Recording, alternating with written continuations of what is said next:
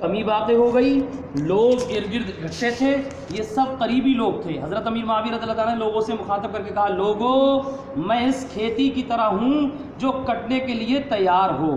میں نے تم لوگوں پر طویل مدت تک حکومت کی کہ میں بھی اس سے تھک گیا اور غالباً تم لوگ بھی تھک گئے ہوگے۔ اب مجھے تم سے جدا ہونے کی تمنا ہے اور غالباً تم کو بھی یہی آرزو ہوگی۔ میرے بعد آنے والا مجھ سے بہتر نہ ہوگا۔ کسی کا یہ مقولہ ہے کہ جو شخص خدا سے ملنے کی تمنا کرتا ہے خدا بھی اس سے ملنے کا متمنی رہتا ہے۔ جو اللہ سے ملنا چاہتا ہے اللہ اس سے ملنا چاہتا ہے، جو اللہ کو پسند کرتا ہے اللہ اس سے پسند کرتا ہے، جو اللہ سے محبت کرتا ہے اللہ اس سے محبت کرتا ہے۔ ٹھیک ہے، اس لیے خدایا اب مجھ کو تجھ سے ملنے کی آرزو ہے، اللہ سے کہہ رہے ہیں، اس لیے تو بھی مجھے اپنی حاضری کا شرف عطا فرما اور اس ملاقات میں برکت عطا فرما۔ اس خطبے کو ابھی زیادہ عرصہ نہیں گزرا تھا کہ آپ سخت بیمار اور مرض میں روز بروز زیادتی ہونے لگی، وقت آخر آ چکا تھا، اس کے لیے علاج و معالجے میں بھی کوئی فائدہ نظر نہیں آتا تھا، تو اپنے گھر والوں سے فرمایا کہ میری آنکھوں میں سرما لگا دو، سرمے میں تیل ڈال دو اور لوگوں سے کہہ دو کہ آئیں اور کھڑے ہو کر سلام کر کے چلے جائیں۔ چنانچہ لوگوں نے ایسا ہی کیا اور آپ تکیے سے ٹیک لگا کر آرام سے بیٹھے رہے۔ پھر کہا لوگوں کو بلا لو، کھڑے ہو کر سلام کر لیں۔ پھر بیٹھے نہیں، لوگ آتے تھے، کھڑے ہو کر سلام کرتے تھے، دیکھتے تھے کہ سرما لگائے ہوئے ہیں، تیل ڈالے ہوئے ہیں، تو کہتے تھے ہم تو سنتے تھے کہ ان کا وقت آخر ہے، یہ تو سب سے زیادہ تندرست لگ رہے ہیں۔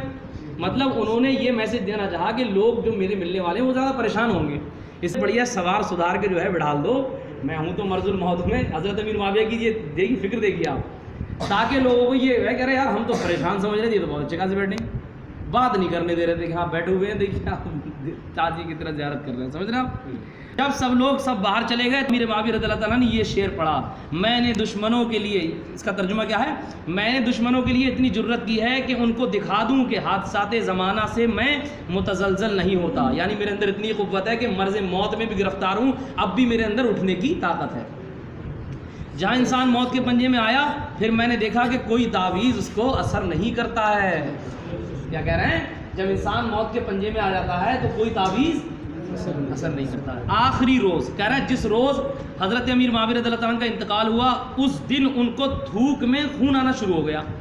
اسی بیماری کی حالت میں ان کی دو بیٹیاں جو اس وقت ان کے پاس بیٹھی، ان کو جس وقت کروٹ دلوا رہی تھیں، تو آپ رضی اللہ تعالیٰ نے ان سے کہا کہ تم اس شخص کو الٹ پلٹ کر رہی ہو جو دنیا کو الٹ پلٹ کرنے میں استاد تھا، مطلب اپنی یہاں پہ شباب سے لے کر بڑھاپے تک مال جمع کر رہا۔ پھر ایک شعر پڑھا، اسی مرض میں یہ کہا کہ رسول اللہ صلی اللہ علیہ وسلم نے مجھے ایک قمیض پہننے کے لیے دی تھی۔ کیا کہہ رہے ہیں؟ مرض موت میں گرفتار ہیں، کہہ رہے ہیں مجھے سرکار نے ایک قمیض دی تھی، میں نے اسے رکھوا چھوڑا ہے، اور ایک دن سرکار صلی اللہ علیہ وسلم نے مجھے کچھ ناخن دیے تھے، میں نے ان کی اٹھا لی اور شیشی میں اسے رکھ دیا، جب میں مر جاؤں تو وہ قمیض مجھے پہنا دینا۔ اس قطرن کو ریزہ ریزہ رگڑ کر کے میری آنکھوں میں اور میرے منہ میں چھڑک دینا۔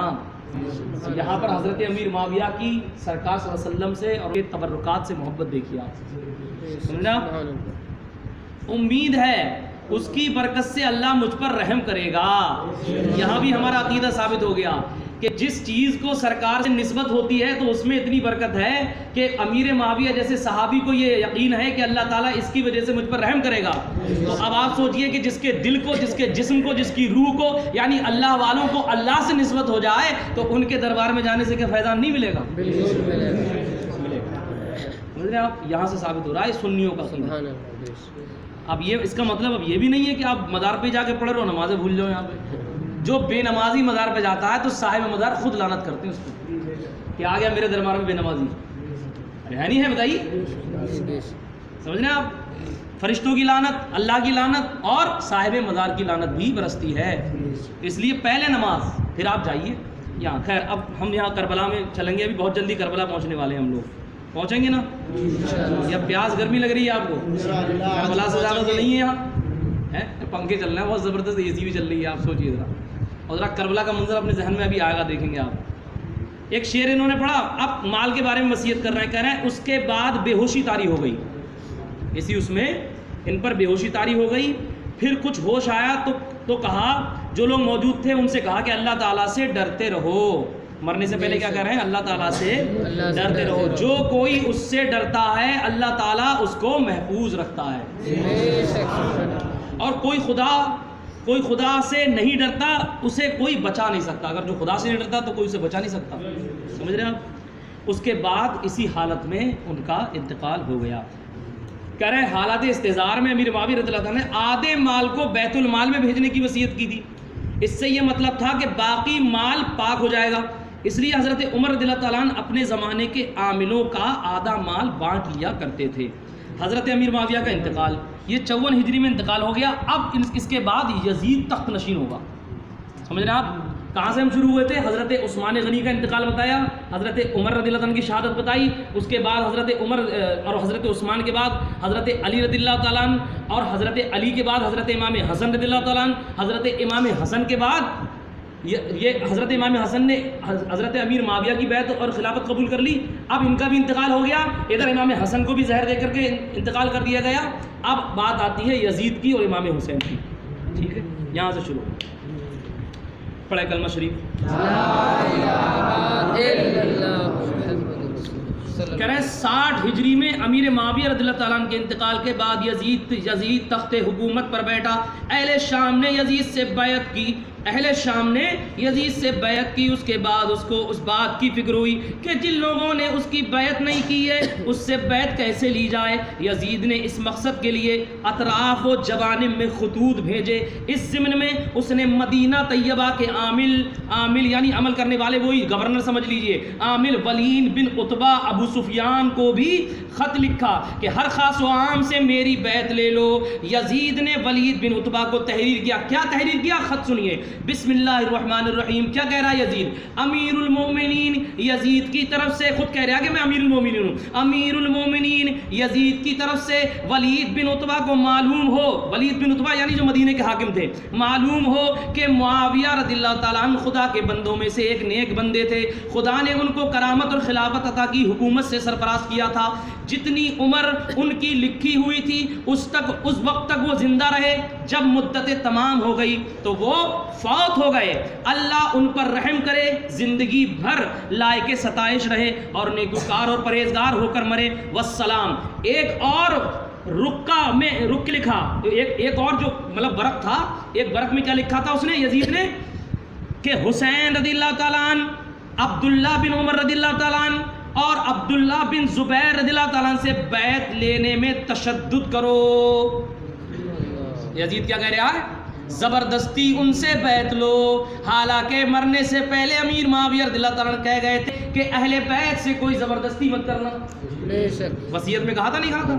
اور یہ کیا کہہ رہا ہے کہ ان سے تشدد کرو اور جب تک بیعت نہ کر لیں ذرا بھی انہیں مہلت نہ دو. کیونکہ اس پہ نشہ گائے کا چڑھا ہوا تھا. اس کی سیرت بھی بتائی جائے گی.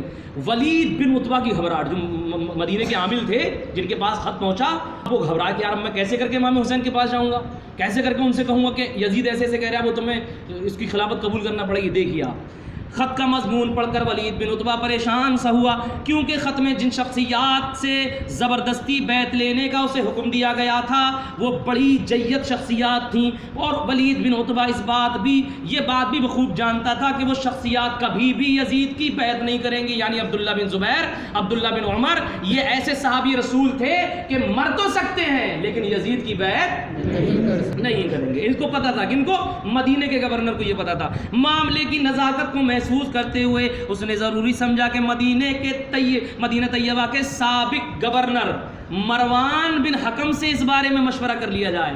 اب آپ کہیں گے یہ مروان بیچ میں کون ٹپک پڑا؟ یزید نے خط کس کے پاس بھیجوایا؟ عتبہ بن ولید بن عتبہ کے پاس. اب ولید بن عتبہ پریشان ہو کر مروان کے پاس جاتا ہے. اب مروان کون ہے؟ مروان سنیے کتنا بڑا کمینہ آدمی ہے. مروان ایک بدتینیتی شخص تھا. حضور صلی اللہ علیہ وسلم نے اسے اور اس کے باپ کو ملعون پہلے ہی قرار دے دیا تھا. سمجھ رہے ہیں آپ کیسے؟ اس ضمن میں بخاری, نسائی, ابن ابی حاتم ابن تفسیر میں روایت کرتے ہیں کہ حضرت عائشہ رضی اللہ تعالیٰ نے فرمایا رسول کریم صلی اللہ علیہ وسلم نے مروان بن حکم کے باپ پر لعنت فرمائی جب مروان سلب پدر میں تھا. یعنی اس کے باپ پہ لعنت فرمائی. تو جب باپ پہ لعنت تو اس کے سلب کے اندر جو بیٹا ہے اس پہ بھی لعنت, اور جس پہ سرکار لعنت کر دے تو سمجھ لیجئے وہ پاکیزہ نہیں ہو سکتا, اس کے آنے والے نسل پاکیزہ نہیں ہو سکتی. سنیے, تو وہ بھی اللہ کی لعنت سے حصہ پانے والا ہوا. کون؟ مروان. یہ ولید بن عتبہ کن کے پاس مشورہ لینے آیا؟ بہت دھیان سے سننا, بڑا انٹرسٹنگ بات شروع ہو رہی ہے. کون؟ نہ ہاں قریش سے تھا, خاندان قریش سے تھا, اور یہ بنو ہاشم سے. سمجھنا آپ. مروی ہے کہ جب مروان بن حکم کی پیدائش ہوئی تو سرکار صلی اللہ علیہ وسلم کے پاس آیا گیا اور ان سے کہا گیا سرکار سے کہ ایسا کرو, اس کو مطلب کوئی نرم چیز سرکار دیتے تھے اپنے منہ سے لگا کر کے. تو سرکار نے کیا فرمایا؟ دیکھیے سرکار کیا فرما رہے ہیں. سرکار صلی اللہ علیہ وسلم کو نرم چیز کھلانے کے لیے بلایا گیا. سرکار نے فرمایا الوضع بن الوضع, یعنی گھرگٹ کا بیٹا گھرگٹی ہوتا ہے. کیا فرمایا سرکار نے مروان کے بارے میں؟ اس کا باپ بھی ایسی تھا اور یہ بھی ایسی. ہاں ٹھیک ہے, یہ تو اس کے بارے میں ہو گیا. مروان بن حکم نے اپنی خصلت کے مطابق اب مشورہ کیا دے رہا ہے؟ یہ کس کو؟ ولید بن عتبہ کو مشورہ دے رہا ہے. دیکھو یہ مروان ولید بن عتبہ کو مشورہ دیا کہ اسی وقت ان لوگوں کو بلاؤ ان لوگوں کو کہ یزید کا حکم آیا. کیا کہہ رہا ہے؟ مشورہ دے رہا ہے ان کو بلواؤ, حسین کو بلواؤ, عبداللہ بن عمر کو بلواؤ. جب وہ آئیں تو اسے یزید کی بیعت اور اطاعت گزاری کا اقرار لو. وہ مان جائیں تو تم بھی مان جانا اور ان سے باز رہنا. انکار کریں تو سب کی گردن مار دینا.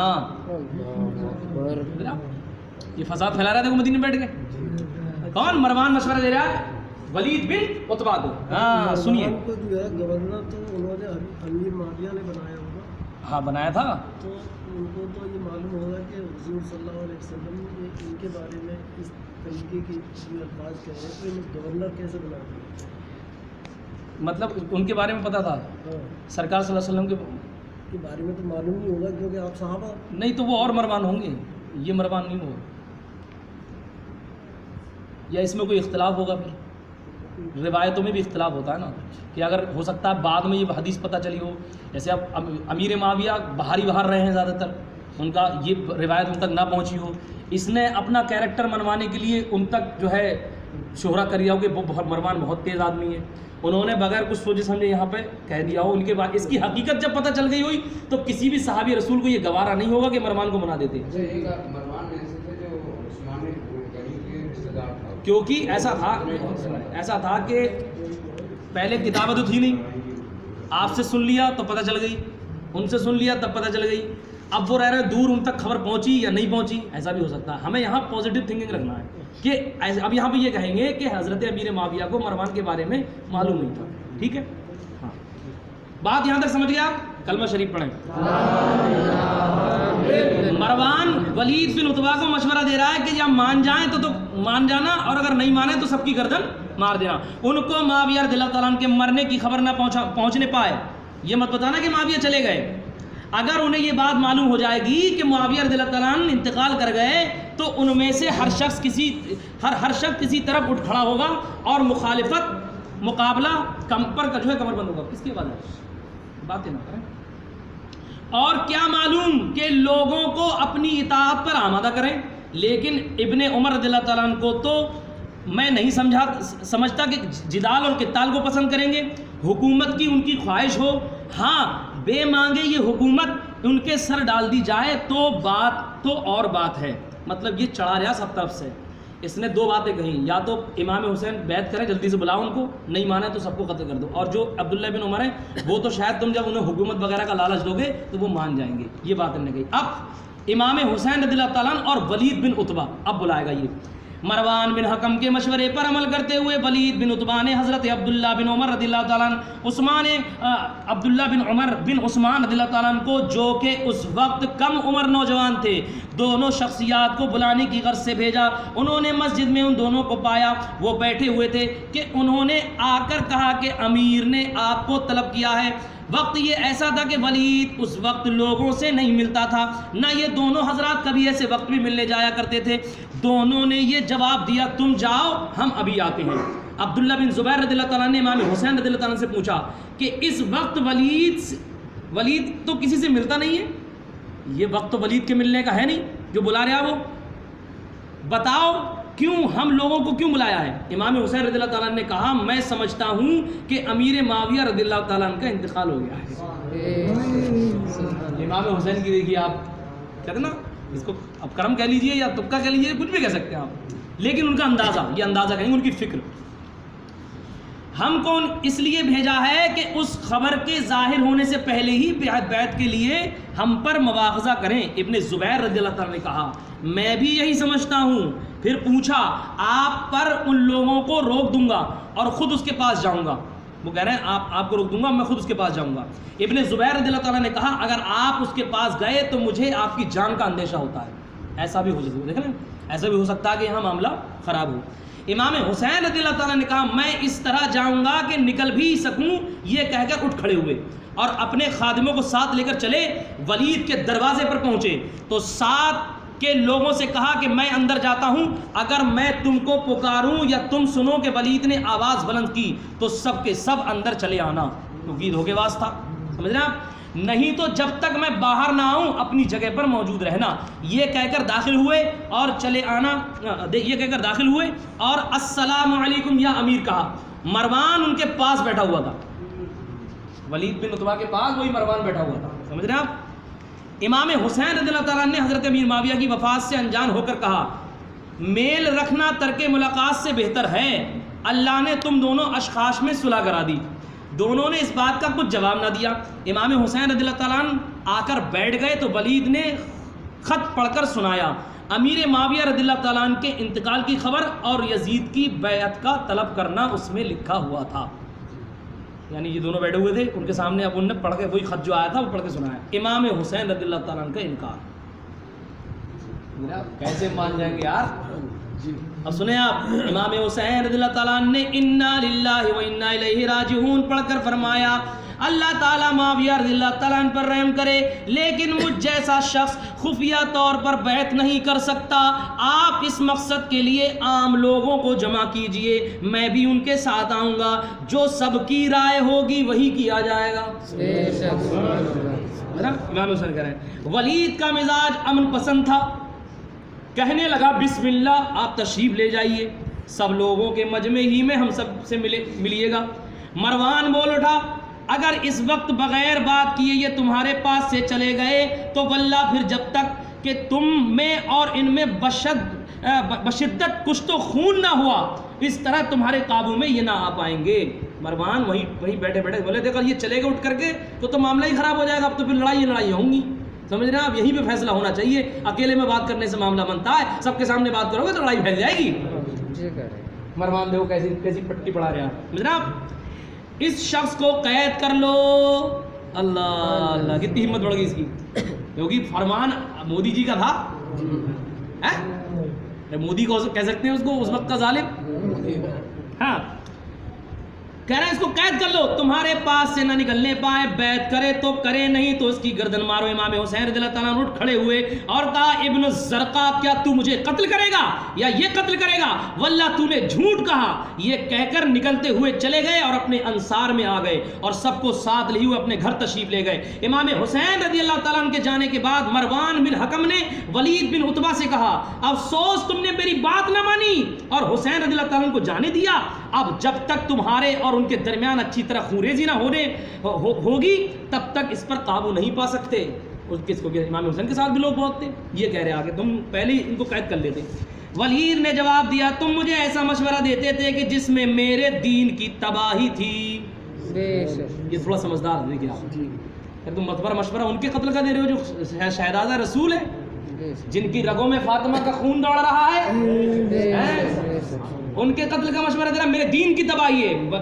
اب ولید بن عتبہ کہہ رہے ہیں قسم حسین رضی اللہ تعالیٰ عنہ کو، اللہ کی قسم حسین رضی اللہ تعالیٰ عنہ کو قتل کر کے ساری دنیا کی دولت بھی مجھے مل جائے تو مجھے یہ منظور ہی نہیں ہے۔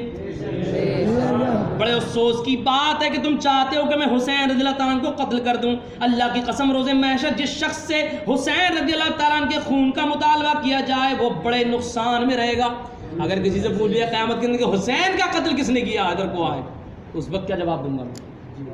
آپ جناب امام حسین رضی اللہ تعالیٰ عنہ کے اس انکار سے آپ کی کمال محبت اسلام اور استقلال کا ٹبکتا ہے. اگر آپ دنیاوی وجاہت و شہرت کے دلدادہ ہوتے یا صداقت سے جان چھپاتے تو یزید کی بیعت سے کبھی انکار نہ فرماتے. پھر یہ موقع بھی نہایت اچھا تھا. تنہائی میں ولید سے کہہ دیتے کہ ہاں میں راضی ہوں تو یزید کو لکھ دو, بس اس کے بعد کسی کو خبر بھی نہ ہوتی اور آپ ایک مدت العمر سکون اور اطمینان سے رہ سکتے تھے. لیکن آپ کو تو شقاوت یزید کا بطلان کرنا تھا, آپ کو تو اس کے جھوٹ کا بطلان کرنا تھا, آپ کو تو اس کی عیاشیوں کا بطلان کرنا تھا. اپنے نانا جان کے لگائے ہوئے پودے کو اپنے خون سے سینچنا تھا. صداقت شعاری اور اسلام پرستی کے جھنڈے دنیا میں گاڑنے تھے. حق و باطل میں تمیز اعلان کرنا تھا کہ حق کیا ہے باطل کیا ہے, اور اس عہد کو نبھانا مقصود تھا جو آپ نے روز ازل کر کے آئے تھے. پھر یہ کیوں کر ممکن ہو جاتا کہ آپ رعب یزید میں آ جاتے,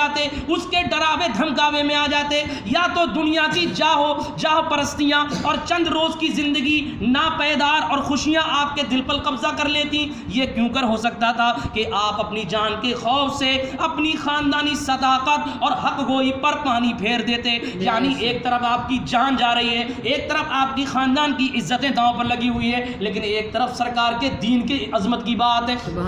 سمجھ رہے آپ, دین کو دنیا کے ہاتھ فروغ کر ڈالتے اور 2 دن کی زندگی کو خوشگوار بنانے کے لیے دائمی مسرت و حقیقتی زندگی کو ٹھوکر مار دیتے. اگر کربلا کا واقعہ نہ ہوتا تو ہم غلام بھی یہاں ان کا ذکر نہ کرتے ہوتے.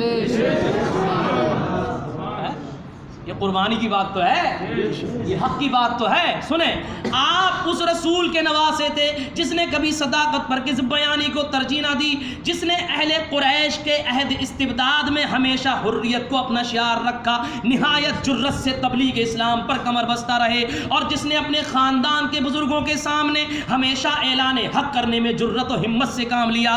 آپ اس شیر خدا کے فرزند تھے جس نے طلب خلافت میں کبھی دب کر کام نہیں نکالا, اپنا حق اور مرتبہ جتانے میں ہمیشہ سبقت سے کام لیا, اور عہد رسول سے اپنے زمانے شہادت تک تلاش میں مصروف رہے. آپ ایسے باغ کے پھول ہیں, آپ ایسے باغ کے پھول سے یہ کب ممکن تھا کہ وہ فسق و فجور کے کانٹوں میں الجھ جاتے اور اپنے دامن معصوم میں لوٹ کا دھبا لگائے. اس لیے صاف انکار کر دیا, بالکل منع کر دیا کہ مجھے ایک جھوٹے یزید مکار کی بیعت قبول نہیں ہے. سبحان اللہ. یہی انکار کتاب الشہادت کا دیباچے ہے, اور یہی انکار اسباب الشہادت کا سبب ہے. پہلا خفی سبب یہ, اب یہ دیکھنا, آگ تو لگے گی حسین نے انکار کر دیا.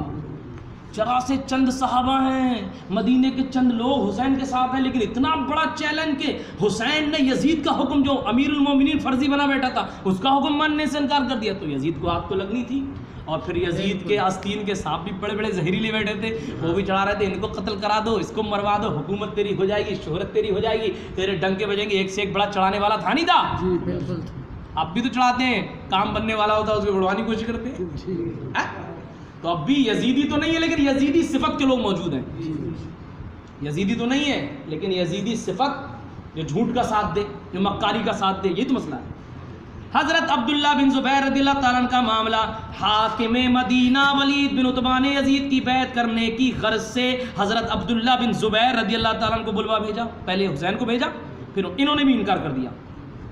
سمجھ رہے ہیں آپ, مختصر بتا دے رہا ہوں ورنہ لمبا ہو جائے گا. اس کے بعد حضرت عبداللہ بن زبیر نے اپنے بھائی حضرت جعفر بن زبیر رضی اللہ تعالیٰ عنہ کو ولید کے پاس بھیجا.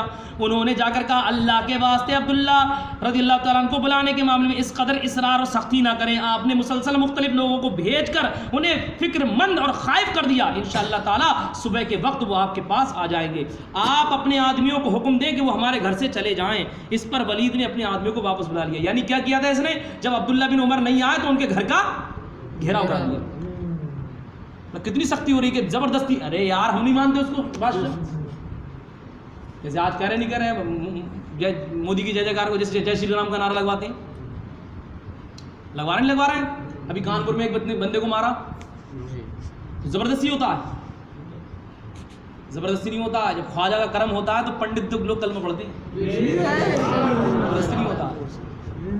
حضرت عبداللہ بن زبیر رضی اللہ تعالیٰ عنہ رات ہی کو اپنے بھائی جعفر بن عبداللہ رضی اللہ تعالیٰ عنہ کے ہمراہ مدینہ طیبہ سے نکل کھڑے ہوئے اور مکہ مکرمہ کی راہ لی, یہ چلے گئے. صبح ہونے پر جب ولید کو حضرت عبداللہ بن زبیر رضی اللہ عنہ کے مدینہ طیبہ نکل جانے کا علم ہوا تو ان کے تعاقب میں آدمی دوڑ آئے، لیکن انہوں نے چونکہ مکہ مکرمہ جانے کے لیے ایک غیر معمولی راستہ اختیار کیا، اس لیے ولید کے آدمی انہیں نہ پا سکے۔ یہاں سے جنگ اب شروع ہو جائے گی۔ اب حضرت امام حسین رضی اللہ تعالیٰ عنہ بھی مدینہ چھوڑیں گے اور مکہ جائیں گے۔ دیکھیے گا اب کیا ہوتا ہے۔ حضرت امام حسین رضی اللہ تعالیٰ عنہ کی مکہ روانگی، اللہ اللہ اللہ۔ جس شہر مدینہ میں میرے حسین کا بچپن کٹا، جس شہر مدینہ کی گلیوں میں سرکار امام حسین کا بچپن پھل پھول کے کٹا، جس گلیوں سے محبت، جن کی دھول سے محبت، جس آب و ہوا سے محبت، آج اپنے ہی مسلمان ظالموں کی وجہ سے وہ مدینہ چھوڑنا پڑ رہا ہے۔ مطلب آپ سنیے ذرا غور سے اور ایک بار کلمہ شریف پڑھ لیجئے۔ حضرت عبداللہ بن زبیر رضی اللہ تعالیٰ عنہ کے چلے جانے کے بعد اگلے روز 27 رجب 60 ہجری مطابق 3 مئی 680 عیسوی ہفتے کی شب، جبکہ ایک روایت کے مطابق 28 رجب 60 ہجری 4 مئی 680 اور عیسوی اتوار کی شب، امام حسین رضی اللہ تعالیٰ عنہ بھی اپنے بیٹے اور بہنوں، بھتیجوں، بھانجوں اور دوسرے اہل بیت کو لے کر مدینہ طیبہ سے مکہ مکرمہ کی طرف روانہ ہوئے۔ البتہ آپ کے بھائی محمد بن حنفیہ رضی اللہ تعالیٰ عنہ مدینہ منورہ ہی میں رہے۔ اسی حوالے سے تاریخ میں لکھا ہے کہ آپ کے بھائی محمد بن حنفیہ رضی اللہ تعالیٰ عنہ نے آپ سے کہا، بھائی ساری دنیا میں آپ سے بڑھ کر میں کسی کو عزیز دوست نہیں رکھتا، اور خیر خواہی کا کلمہ آپ سے پڑھ کر کسی کے لیے دنیا میں میرے منہ سے نہیں نکلے گا۔ آپ اپنے لوگوں کے ساتھ یزید بن معاویہ رضی اللہ تعالیٰ عنہ سے اور سب شہروں سے جہاں تک ہو سکے الگ رہیے، کیونکہ اگر آپ کو کچھ ہو گیا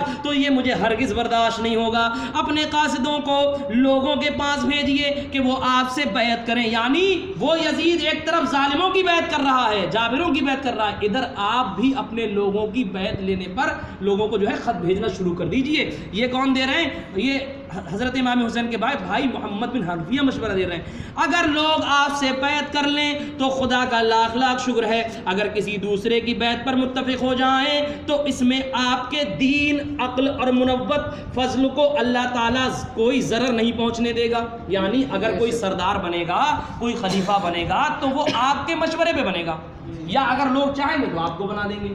وہاں تو یزید زبردستی آپ سے بیعت کرانا چاہتا ہے، یہ ان کے بھائی ان کو مشورہ دے رہے ہیں۔ سنیں، زیادہ ٹائم ہو گیا بھیا کہ بہت مزہ آ رہا ہے، دیکھو دل ہلکا ہو رہا ہے۔ ہاں پڑھیں کلمہ پڑھیں۔ تو ہاں، اگر دوسرے کی بیعت پر متفق ہو جائیں تو اس میں آپ کے دین اور عقل، مربت و فضل کو اللہ تعالیٰ کوئی ضرر نہیں پہنچنے دے گا۔ ان شہروں میں سے کسی میں لوگوں کی کسی جماعت میں آپ کے جانے سے مجھے اس بات کا ڈر ہے کہ ان میں اختلاف بڑھ جائے گا۔ آپ اگر مدینہ چھوڑ جائیں گے، ایک گروہ آپ کے ساتھ ہو، دوسرا آپ کے خلاف ہو، کشت و خون کی نوبت آئے تو سب سے پہلے آپ کی طرف برچھیوں کا رخ ہو جائے، اور آپ سا شخص جو شرف ذاتی خاندانی میں بہترین امت ہے، بہت آسانی کے ساتھ خون کا بہایا جائے، اس کا خون بہایا جائے اور سب اہل و عیال تباہی میں مبتلا ہوں۔ یہ ایسا ہو سکتا ہے کہ اگر آپ الگ الگ بھاگیں گے یا اس طریقے سے کریں گے تو خون ریزی ہو سکتی ہے، یہ بتا رہے ہیں۔ امام حسین رضی اللہ تعالیٰ عنہ نے کہا، میں کدھر جاؤں بھائی، آپ مکہ مکرمہ تشریف لے جائیں، وہاں اطمینان حاصل ہو جائے تو فبہا، اگر تشویش کا سامنا ہو تو وہاں ریگستانوں اور کوہستانوں کی طرف نکل جائیے، ایک مقام کو چھوڑیے، دوسری زمین کی طرف دیکھیے، دیکھتے رہیے کہ اونٹ کس کربت بیٹھتا ہے اور اس وقت آپ کی رائے کیا قرار پائی ہے۔ تمام امور کو سامنے رکھ کر رخ سے دیکھیے تو زیادہ تو قرین ثواب اور مقتضائے عقل کی بات ہے، اور اس سے بڑھ کر مشکل کا سامنا کسی امر میں نہیں ہے کہ الٹے رخ سے اس پر نظر کی جائے۔ محمد بن حنفیہ رضی اللہ تعالیٰ کے مشورے کو سن کر جواب دیا کہ بھائی، تم نے خیر خواہی شفقت کا کلمہ کہا، امید ہے یہی تمہاری رائے درست اور موافق ہوگی۔ امام حسین نے ان کی رائے مانی۔ اب سنیے، مکہ مکرمہ سے روانگی سے قبل، مکہ جانے سے پہلے اب مزارات اول دیکھیے آپ، یہاں سے بھی ہمارا سنیوں کا عقیدہ ثابت ہوگا، یہاں سے بھی سنیوں کا عقیدہ ثابت ہونے والا۔ سنیں، صاحب روضۃ الشہادت لکھتے ہیں، جب جناب امام عالی مقام نے مکہ معظمہ جانے کا ارادہ کیا تو پہلے جناب رسول اللہ صلی اللہ علیہ وسلم کے روضے پر حاضر ہوئے۔ سبحان اللہ۔ اگر مزاروں پہ جانا شرک ہوتا جیسے کہ بھابڑے بولتے، بدعت ہوتا جیسے کہ بھابی لوگ کہتے، مشرک ہوتے تو جناب امام حسین اپنے نانا کے مزار پہ کیوں جاتے؟ ڈائریکٹ مدینے چلے جاتے، ویسے ہی سلام کر لیتے، السلام علیکم جاؤ. لیکن نہیں، حاضر ہوئے عرض کرنے لگے کہ نانا جان آپ کا نواسا آپ سے رخصت ہونے کے لیے حاضر ہوا ہے. یہ وہی حسین ہے جس کا ذکر آپ نے اذکرکم اللہ فی اہل بیتی میں فرمایا ہے. یہ وہی حسین رضی اللہ تعالیٰ عنہ ہے جس کو آپ کسی وقت اپنی نظروں سے جدا نہیں ہونے دیتے تھے. اب آپ کا پیارا نواسا آپ سے رخصت ہوتا ہے. زمانہ دشمن ہوا ہے، زمانہ دشمن، ہوائیں مخالفانہ چل رہی ہیں، حمایت و ہمدردی کا بازار سرد پڑ گیا ہے. اس کے بعد نماز میں مصروف ہو گئے اور نماز اور اوراد و وظائف سے فارغ ہو کر آپ نے اپنا سر مبارک قبلہ اطہر رسول صلی اللہ علیہ وسلم کی طرف رکھ دیا، حتیٰ کہ آپ غنودگی یعنی بے ہوشگی سی آ گئی. یکا یک کیا کہتے دیکھتے ہیں کہ جناب رسول صلی اللہ علیہ وسلم آنکھوں کے سامنے موجود ہے. تھوڑی سی بے ہوشی اور نیند کا غلبہ طاری ہوا، روتے روتے تو سرکار کا جلوہ نظر آ گیا. سر حسین رضی اللہ تعالیٰ عنہ کو گلے سے لگا کر فرما رہے ہیں اے بیٹا حسین، سبحان اللہ، اے بیٹا حسین، اب وہ دن قریب ہے کہ تم کربلا میں جام شہادت پی کر ہمارے پاس آؤ گے. سبحان اللہ، اللہ اللہ.